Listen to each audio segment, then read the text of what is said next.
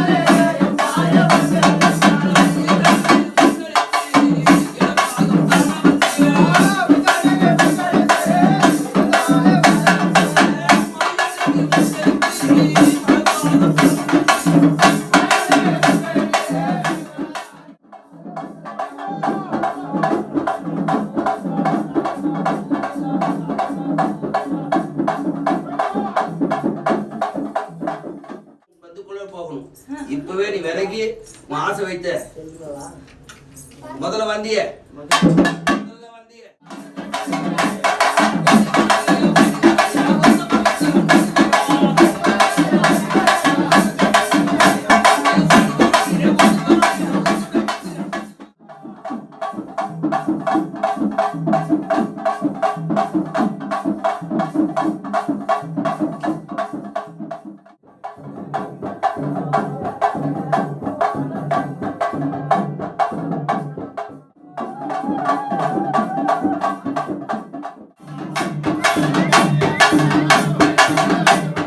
ஜோதியா என்ற மிக ரெண்டமா எனாதே நின்றான்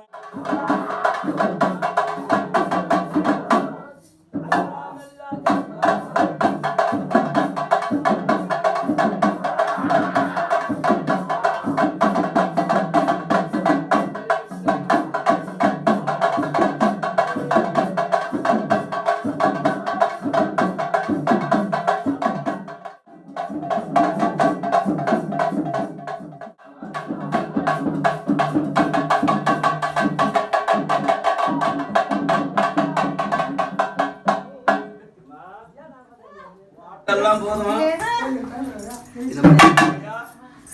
பக்கத்துல பேர் என்னமா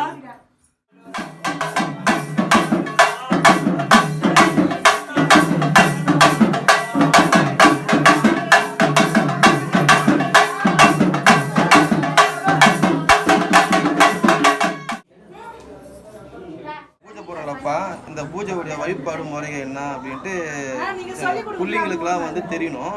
அது வந்து மறுபடியும் சொல்லுங்க. அப்போதான் அது வந்து எல்லா பிள்ளைக்கும் தெரியும். நான் சொல்லுங்க அது எனக்கு எதுக்கு இந்த வழிபாடு பண்ணுறோம் நம்ம அப்படின்னு சொல்லுங்க. அப்படியே தாயாரை படையல பூவாடக்கார பூஜை அவங்க வீட்டில் குலதெய்வத்தை கும்பிட்றாங்க.